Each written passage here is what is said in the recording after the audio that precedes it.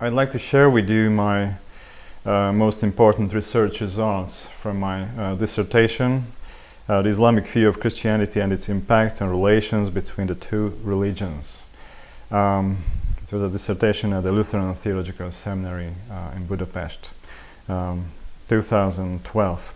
So it's a long dissertation, almost 300 pages. So I just want to highlight some very important topics, findings which were important to me in studying Islam and teaching about Islam, Christians. So it's just really spotlights on certain topics, and we go from section to section, from unit to unit. So the first thing is the saying, Islam din wa dawla, Islam is religion and state. This understanding of Islam, that it's not just a religion. Islam is a civilization. Christianity is a religion which appeared within an empire, within the Roman civilization, which was just built up and set from the post roads to the legal system. Everything was just ready. So that's why Christianity is a religion which can live within a pagan Roman environment, a liberal atheist, or an Islamic or any environment as a subculture or as an opposing culture.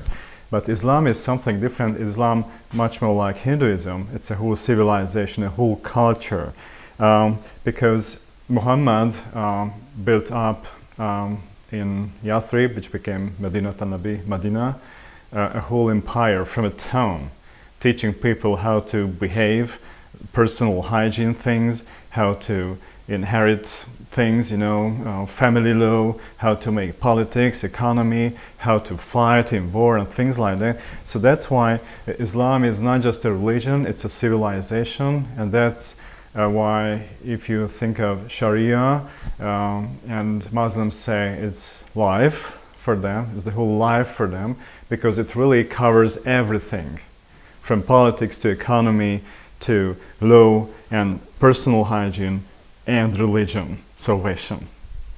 So it's within one framework, or these are the slides of the same pizza. Of course, religion has an influence of all the parts, all the dimensions of Islam, the political, the economical, the legal part of Islam, but it's actually a one thing, because it's a civilization. Another interesting thing was that the early Arabic expansion, they just within 100 years from Iberia to India, just had this huge empire, an Islamic empire. Now, of course, today they say it was not, Islam did not spread with the sword, because it means that they started a war.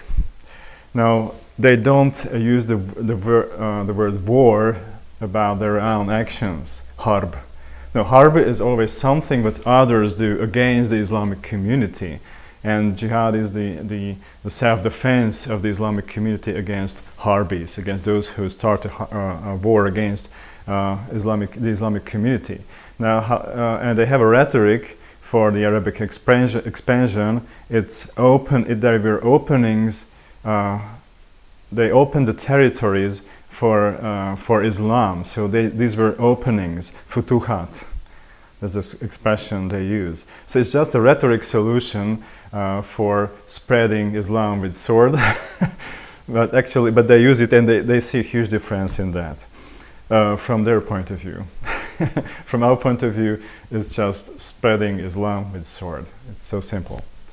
Now, another thing, another finding was because Islam is a civilization, it has its own theory of society, an own sociology. And if we understand that, we understand even today the terror attacks, the Islamic State, horrific things like that. We have to understand that the Islamic world is in a long and very deep and manifold crisis. They are in the worst crisis of their history ever. And you have to see the process, how we got to these terrorist attacks and the Islamic State. Because in the 19th century there were Western social theories and social isms were imported into the Middle East. Nationalism, Arabic nationalism, and socialism later, and democracy and things like that. And these Western social systems simply don't work in tribal society, or well, not tribes but clans and dialects are still present. And you know, in a democracy, you vote as a one person, not as a clan of 20,000 or 2 million people. You know, so it just doesn't work. And they realize that Western social systems don't work in the Middle East, in Islamic countries. So many reformers realize that Islam has its own social theory, because it is a civilization per se. And they wanted to spread their ideas about this revival of Islamic social theory, and asked or demanded their own statesmen to put Sharia into effect, at least their understanding of Sharia. Now, what did they do? They just pushed down these reformers. The clearest case was in Egypt, you know, the Muslim Brotherhood, who finally, which was just suppressed as radicals. Now, these reformer thinkers, very conservative reformer thinkers, realized that their statesmen within their own countries won't put Sharia into effect. They just don't obey the original Islamic view of state, how it should work. So that's why first they Islamized or demuslimized their statesmen. They just declared them not to be a Muslim. They killed Nasser in Egypt. That's how it started. So they attacked their own statesmen.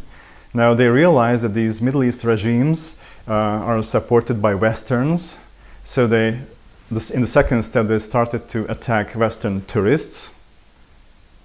And the third step was to attack the West in their own countries, the two towers in 9/11. So you see this three-step process, just because they wanted to live in their own countries, living on their own social theories, the Islamic State. So we will come back to this topic in the last slides with the topic replacing Muhammad. What kind of solutions are there in Islam? Okay, so let's go on. Another very interesting finding was that not just in popular circles but in academic circles, people talk about the Abrahamic religions. And they think it's Judaism, Christianity, and Islam. These are the Abrahamic religions. The problem is that the term Abrahamic religion, Millat Ibrahim or Din Ibrahim, is an Islamic term. So, and in the Quran you find this term, and it's always for Muslims only, for Islam only. So it's an Islamic term, but Muslims use for themselves. They never understood it to be about Judaism or Christianity, you know. So it's an academic construction, so to say. It is very popular, but it's just a non-existing thing. There are no Abrahamic religions in plural: Judaism, Christianity, and Islam. It's only Islam which is an Abrahamic religion, because if we compare the roles of Abraham in these religions, you know, like in Judaism, he is the ancestor who made a covenant with God, or God made a covenant with him. In Christianity, he is the archetypical believer. In Islam, he is a Hanif. Now, what on earth is a Hanif?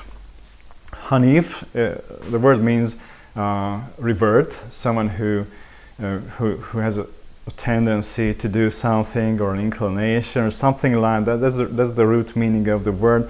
In Syrian circles, the Syrian equivalent was used for heretics, actually, those who turn away from the road or from the teachings. But in Islam, Hanif means a natural monotheist. Someone who came to the idea that there is only one God without a revelation.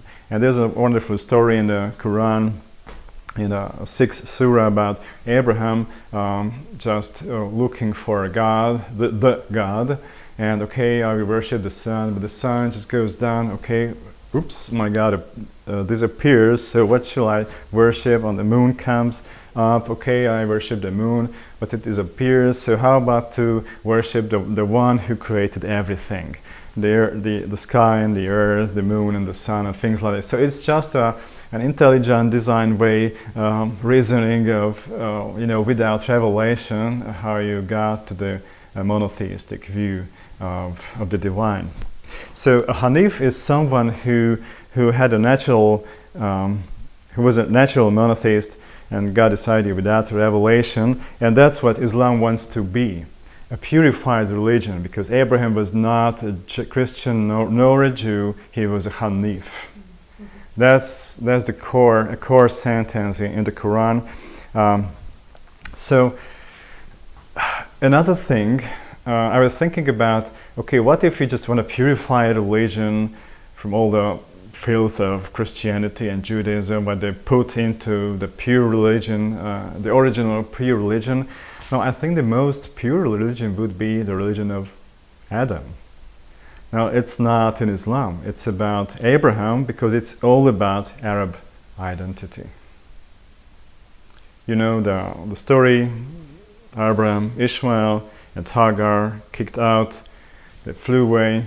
And in Mecca, in the Quraysh tribe, where Muhammad grew up, there was this legend or story that, as you know, the Arabs are descendants of Ishmael, and Ishmael's son Adnan was Adnan, and his descendant was Muhammad.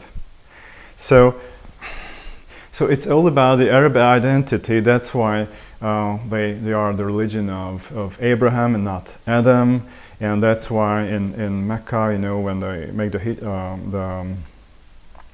pilgrimage to Mecca, it's all about just living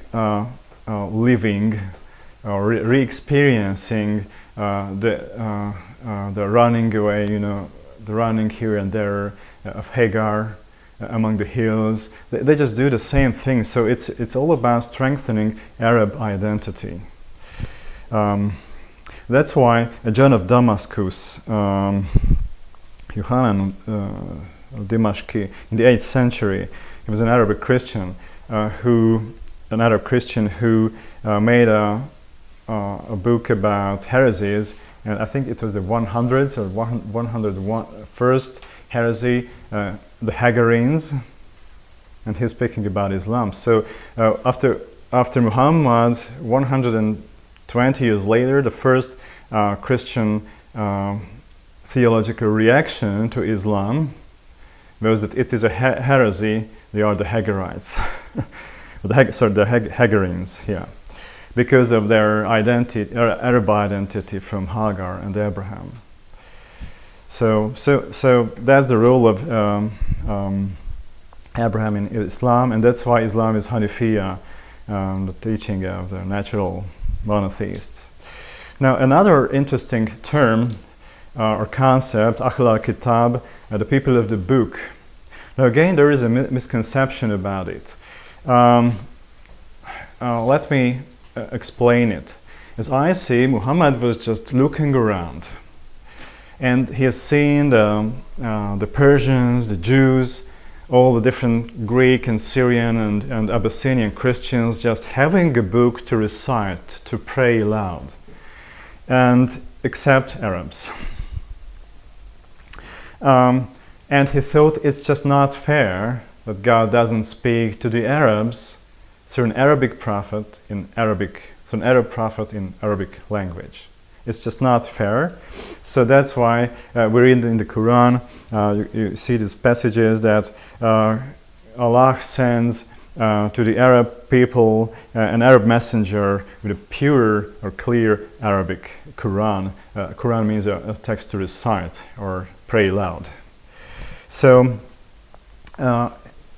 here's the problem. What I see that in the 7th century there was no Arabic New Testament. First, there was no Arabic New Testament because Arabic orthography writing was simply unfit, unable to use for text like that. There are consonants and vowels, and even consonants were not obvious. There were characters which could be read with 5 different consonants and things like that. If you have a language with 28 sounds but you have only 18 characters, you have a problem. And you and no signs for, at that time, no signs for vowels, only for most of the consonants. So it's just the problem with Arab orthography. I think standardized Arabic New Testaments appeared in the 11th or 12th century. So my idea is, if there is an Arabic New Testament in the time of Muhammad, there is no Islam today. Another interesting thing, I've never found in Islamic literature by Muslim authors the idea that how about to translate the Greek New Testament into Arabic. So it was not about, oh yeah, the Abyssinians using a translation from the Greek, or the Syrians are using a translation from the Greek, and the Persian Christians, in other words. No. God should talk to the Arab people through an Arab prophet in Arabic. And that's it. So the idea of translating just didn't come to the mind of Muhammad, nor any Muslim author I've ever read. It's just very interesting. Another thing is with this Ahl Kitab, people of the book concept, that there are these categories in Islam that religions are categorized by the pagans, the polytheists, ancient pagan Arabs, and they are the people of the book, peoples or nations which have books, texts to recite loud. At that time, even the Syrian Christians were reading loud the Gospels. Karyana, Syrian Karyana, it became a loan word, Quran, in Arabic, because Syrians were just reading loud the Gospels. So it's a loan word from Syrian. And the practice was seen everywhere, Jews having their Psalms, and the Syrian Christians having their Gospels. Just everybody is reciting a text except the Arabs. So one category is the pagans, another category is the nations which have a book and certainly from God. I will talk about how these people or these nations got their book. But the common misunderstanding of this category is that just because Jews and Christians are people of the book, and they are respected by Muslims as people of the book, that it means that they also accept the Tanakh, or Old Testament, and the New Testament. No. So Ahl Kitab is about the people, not their books. So it's not about accepting Old Testament and New Testament, but the hypothetical books sent down to Moses and sent down to Jesus at that time. I will talk about this sending down later. So, but these texts are lost or corrupted. Old Testament and New Testament are lost. The original books sent down to Moses and to Jesus, just books are sent down to, the Quran is sent down to Muhammad. So these are lost and corrupted. They are untrustable texts. I will talk about it later why. So people of the books are people, not the books. People to respect because of their founders to whom books have since been down. But it's not about our Bible. Okay? It's very important to know. Just like we are not Abrahamic religions, it's Islam and we are respected, but not because we have the Bible. No, we don't have the original text sent to Moses and sent to Jesus. So it's not the Bible. Okay, let's see in the Quran as a revelation. So Quran is a text to recite or read loud. Actually, Islam, in Islamic understanding of the revelation of God, the first thing is that God has sent signs, ayat, in nature, that He's there, in history, and through messengers, angelic or human messengers. So the first thing we have to understand that if we think of revelation, we think of something like God speaking to Abraham, or God speaking to Moses, such a direct way from God, between God and the human, a creator and a creature. It's not in the Quran. It is impossible, according to the Quran, Surah 42, verse 51. We can read that it is impossible for God to communicate directly with people. There are other ways, inspiration and sending angelic messengers, but it is impossible to talk with God in a direct way. So if you want to understand the very roots of Islam, it's all about one man listening to a spirit who claims to be Jibril or Gabriel the archangel, receiving messages from Allah. So that's the very root of this religion. It's not about Muhammad talking with God. It never happens, and it cannot happen according to the Quran. So if we see the revelation as a process, this Nuzul, Wahi, and Quran, these three stages. So if you follow me, Allah sends down, it's a very important concept, sending down, sends down the message to Jibril or Gabriel. In the second step, Jibril takes the message and inspires Muhammad. And the third stage is Muhammad listens, understands, and recites loud it to himself and others. So this nuzul, this sending down, wahi, this inspiration, and Quran, this recitation. That's the process. Now let's see the first stage of the process, nuzul, this sending down. The Quran is a tanzil, a sent down thing, according to the Quran. So the original text, Kitab, the mother of the books, mother is used as the origin, the source of the book. The original text has been sent down in parts from the seventh heaven to the first heaven. There are 7 heavens according to Islam. Now there, Gabriel, gets the message, translates into Arabic. There are many theories about how exactly it happened among Muslim scholars.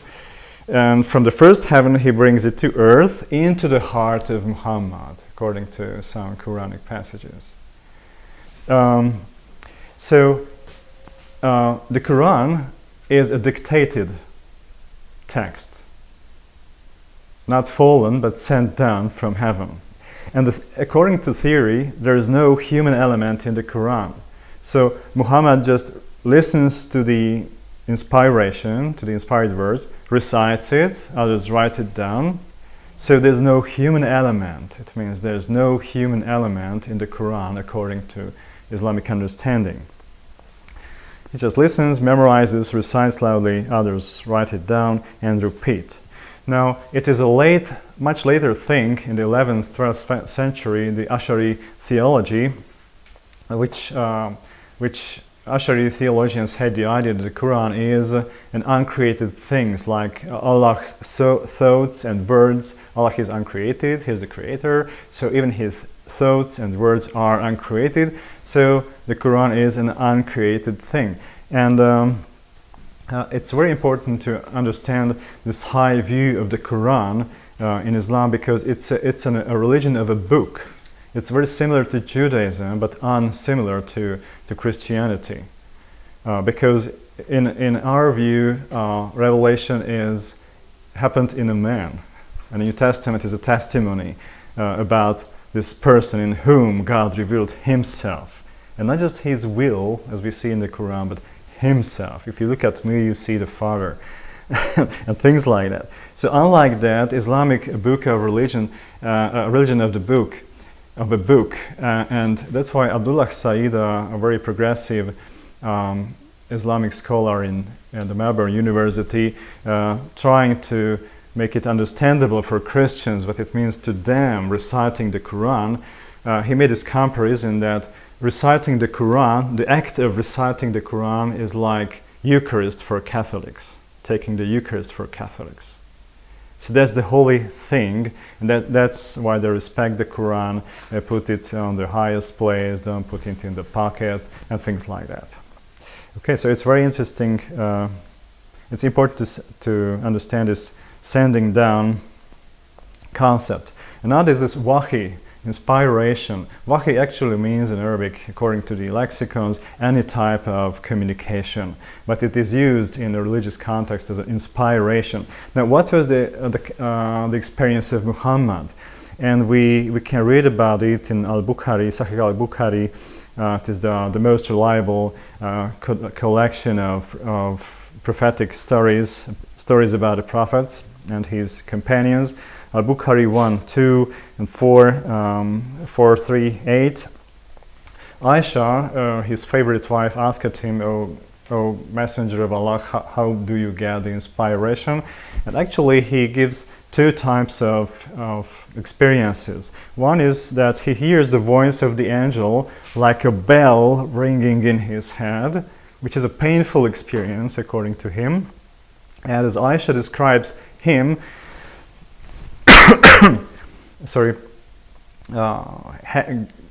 seemingly getting the inspiration, just laying down in a cold day, but he is sweating.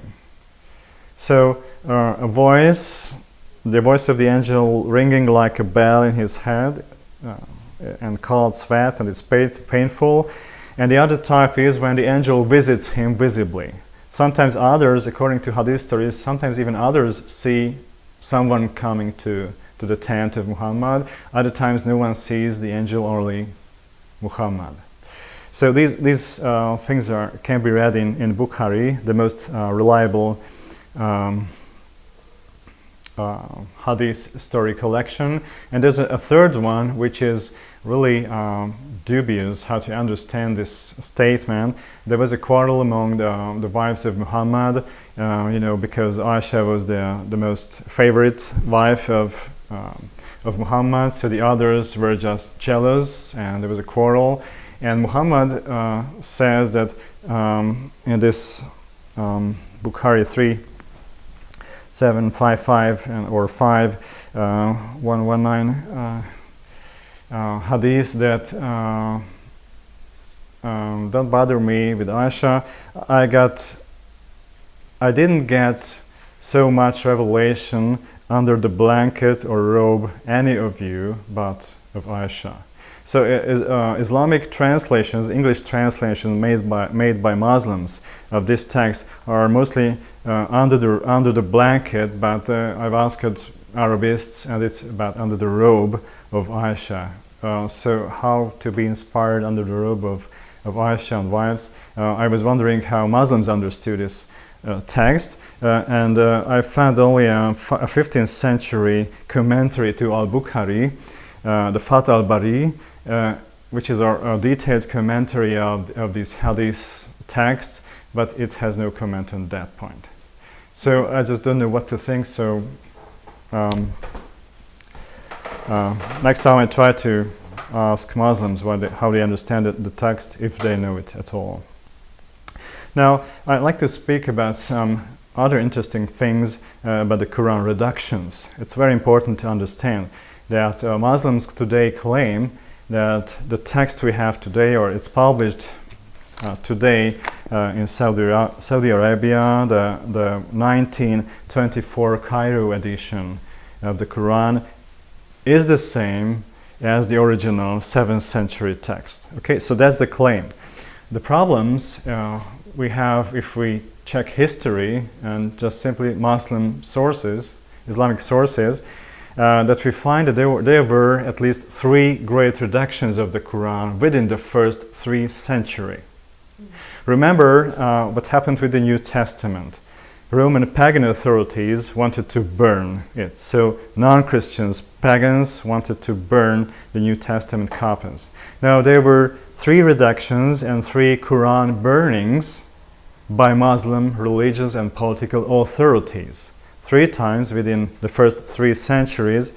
And again, it's firstly because of the bad situation with Arabic orthography. Because the first Quran version, first edition of the Quran, it was published, so to say, written down in a book in 653 AD. It's the so-called Uthman reduction. He let burn any other version. So there were versions even before the first reduction. Remember, Muhammad died in 632. So it's just 20 years after him, the first edition appears, but every official edition, and they burnt any other text collections. At that time, the Quran text was just full of characters not the consonantal characters, which could be, pronounced some even 5 ways. It was a very hard to read text. And now there was a second reduction in 705 by Al-Hajjaj, an Umayyad caliph, who set all the consonants. So it was so he made with little dots a distinction of the consonants. So okay, they have now all the consonants, but still no vowels. And and burnt all the other texts. Let's burn any other text. And in the 10th century, in 934, Ibn Mujahid, another Islamic scholar, just systemized all the versions of how to write the vowels into the text. So he just standardized the text. Okay, here are the consonants, and here are these dots and strikes. These are the vowels.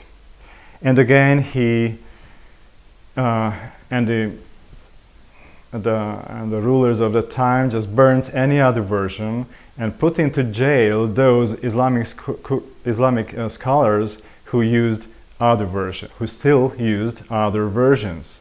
And I have to tell you that these texts went back. The origin of these texts went back to the time of the Prophet, of his colleagues, so to say. So we can wonder, why was it important to burn any other version? And it's surely not just because it was bad orthography or grammatical failures or something like that. It was because there were such important differences that they should have been burnt. Okay, and another thing is about the Quran, how it came to existence. Now that's really a misty story. And there are different Islamic traditions in Bukhari, in the most reliable Hadith collections, of how the text became to existence.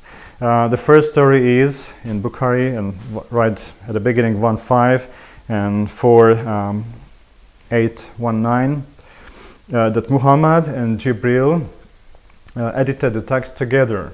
That every year Gabriel, the archangel, came to Muhammad and edited the text, where to put this text, where to put that surah, things like that. And he said that I felt that my death is near, because Gabriel came in that year 2 times.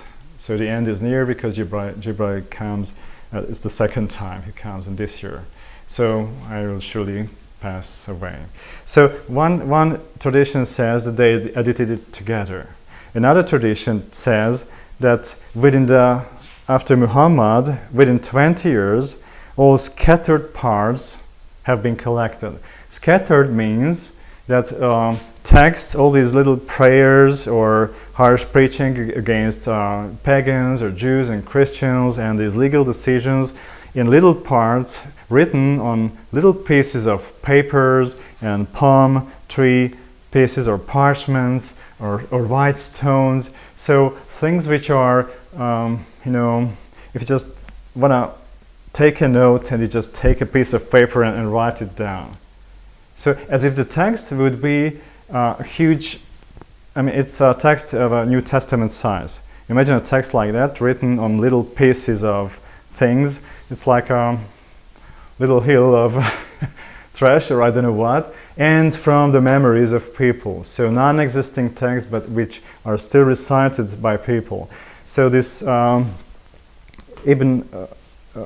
was the name of the guy? Okay, just Ben Thabit, I think, yeah. He just collected these texts after 20 years after the death of Muhammad, and it was finally published by Caliph Uthman, according to Bukhari. So if we think about how the Quran came to existence and how it was maintained within the three first centuries, you don't have to be a Christian or an atheist to that this whole story raises questions.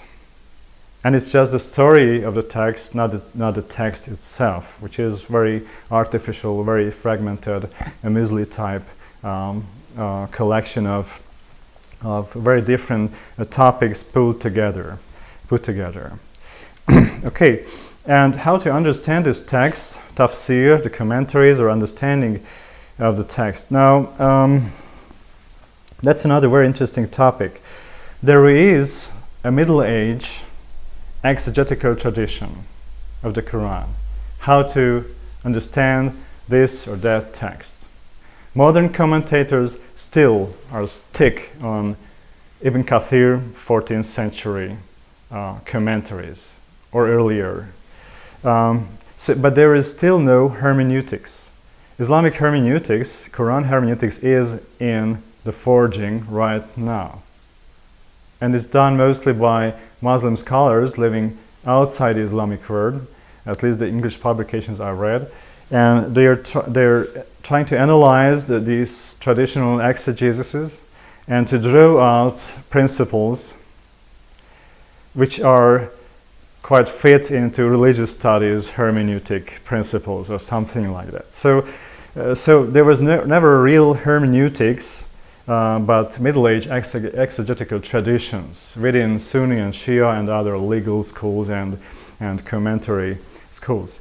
Now, another thing is that the Quran, if you just read the Quran, open it and start to read it, the Quran is a text without context. It's not like the Bible. Yeah, there's a story, there's a setting, the circumstances, and the characters are there, who is asking the question and why is he asking the question, things like that. It's not like that.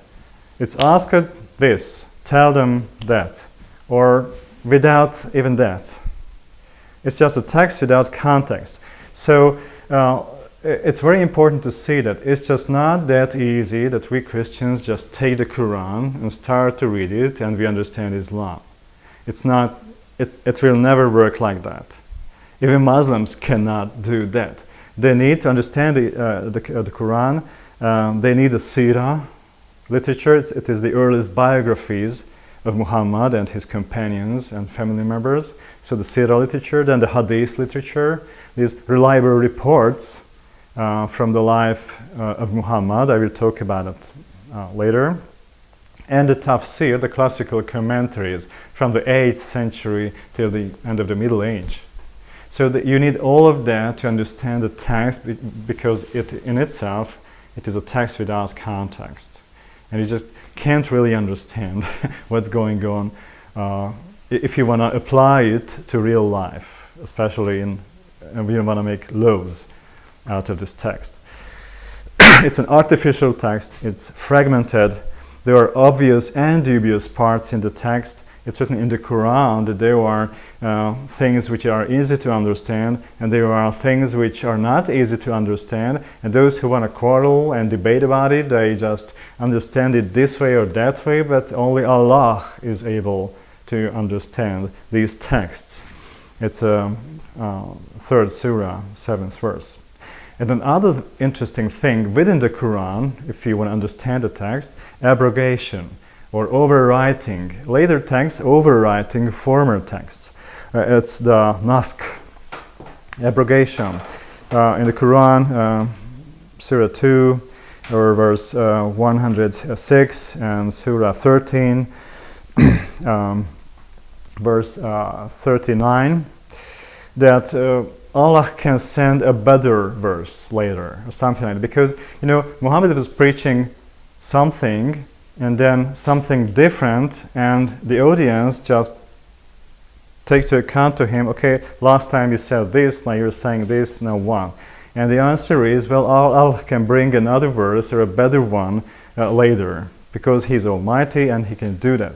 The problem is that the first question is, how many texts are there which were overwritten from the Meccan period in the Medina period?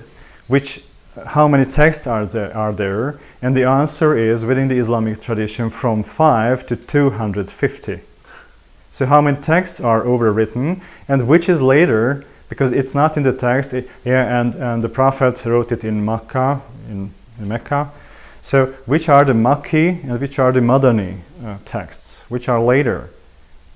And again, there's a consensus now. In the Quran editions, you see that it's a Makki text or it's a Madani text, and it has, but there are still debates on that, or it's just about the surahs, but certain parts of some surahs are obviously from not that period of Muhammad's life. So it's just not too easy to understand text according to itself. Okay, and not finally, but for now, I'd like to speak about this Hadith literature. These reports of all times, reports of from colleagues, how they've seen Muhammad, how he behaves in a certain situation, how he answers a certain question, and things like that. Because there is a hermeneutical need, after seeing what the Quran is and how it was put together, there's a hermeneutical need, and that's why it became very important to get information by any means about the situation. Certain verses were sent down. So that's why in the 9th century there were hundreds of thousands of stories about how Muhammad or one of his companions behaved or reacted, or what they did in a certain situation. And Muslim rulers just could justify anything by means of these Hadith stories, these reports that allegedly the Prophet did this or that, so they can follow him, because they have to follow him so they can do the same things. They are authorized to behave like that and make ugly decisions and things like that. So that's why Al-Bukhari, the author of the most reliable Hadith collection, had a dream, that was his call, that the Prophet there were many flies around the Prophet Muhammad, just disturbing him, and he just wanted to how do you say it in English? Just to wave away the flies. So it means he wanted to purify the prophetic tradition. And from 600,000, some 8,000 stories were sahih, were reliable according to him. So it's very interesting. It's a 9 volumes collection, Al-Bukhari, and the other sahih, reliable collection is written by Muslim, 7 volumes.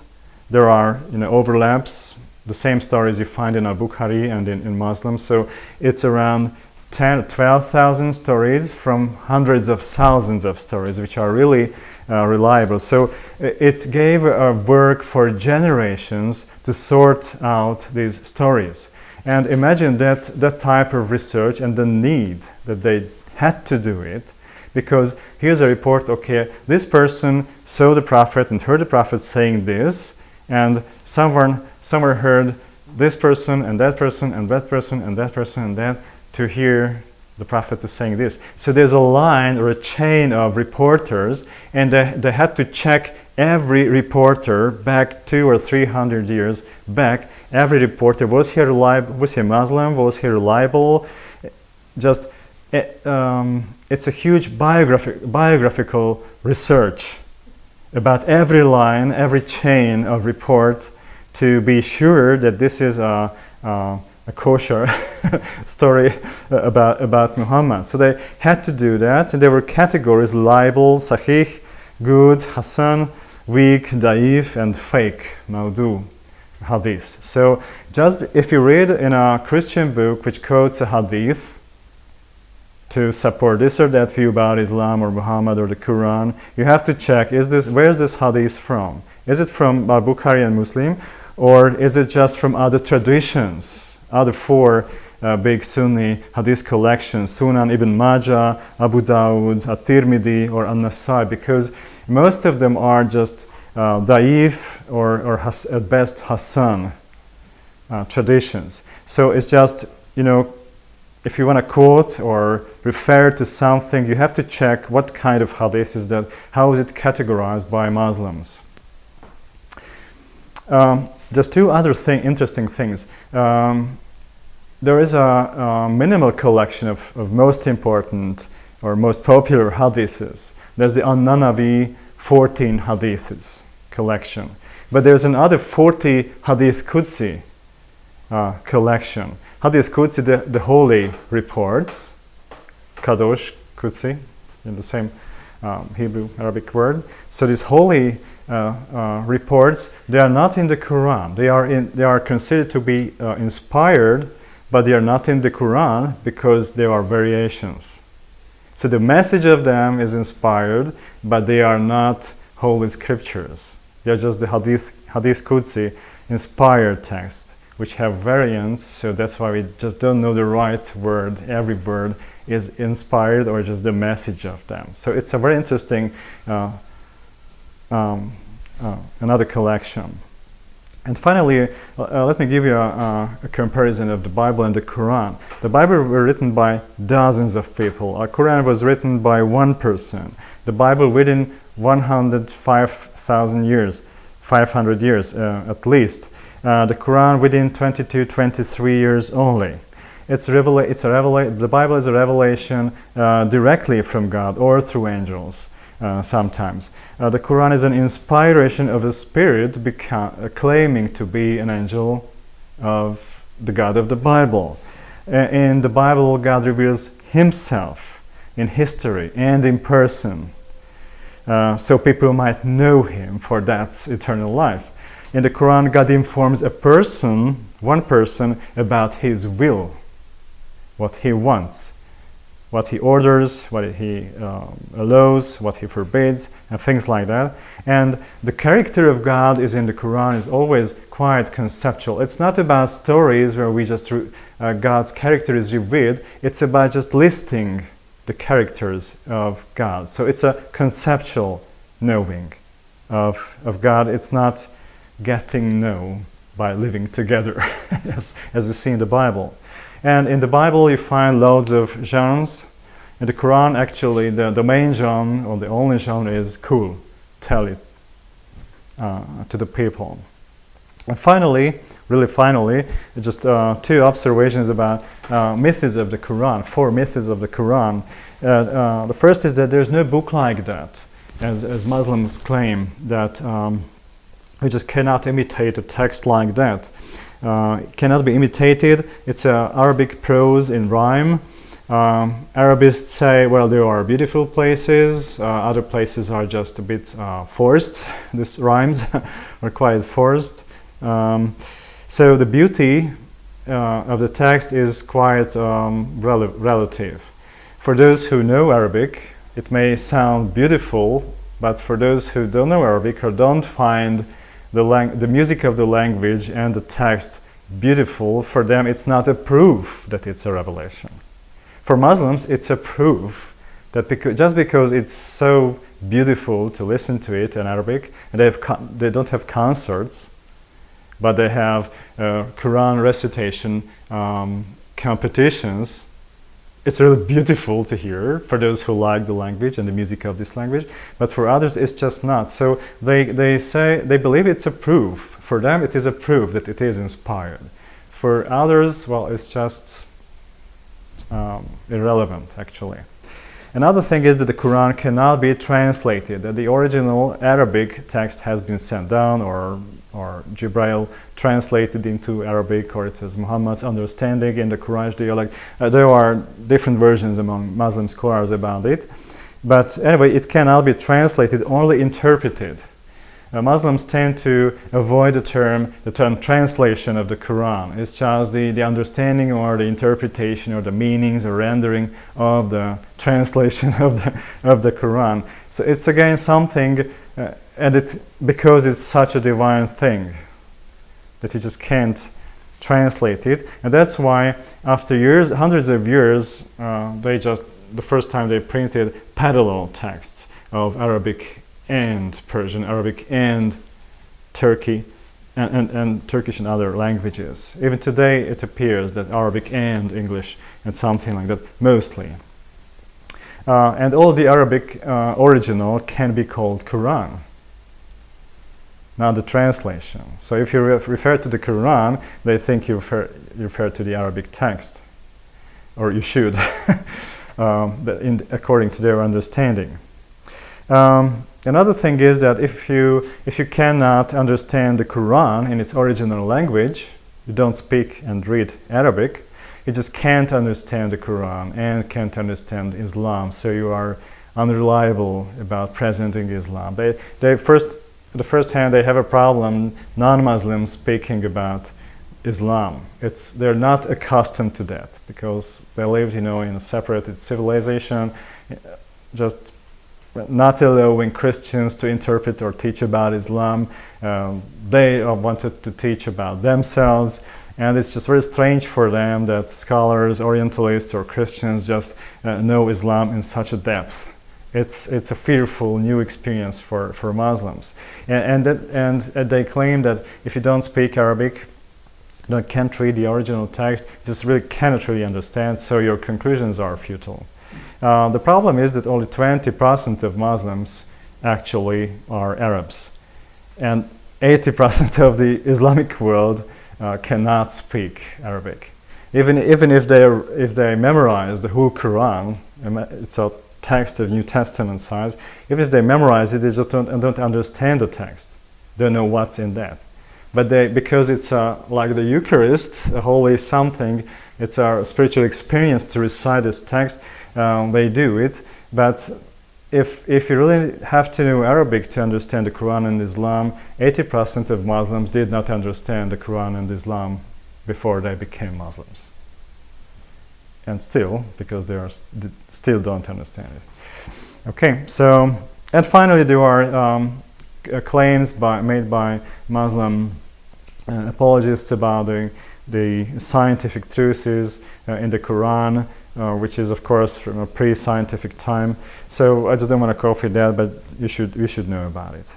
Okay, here is the end of the first part. Okay, we will continue after the coffee break.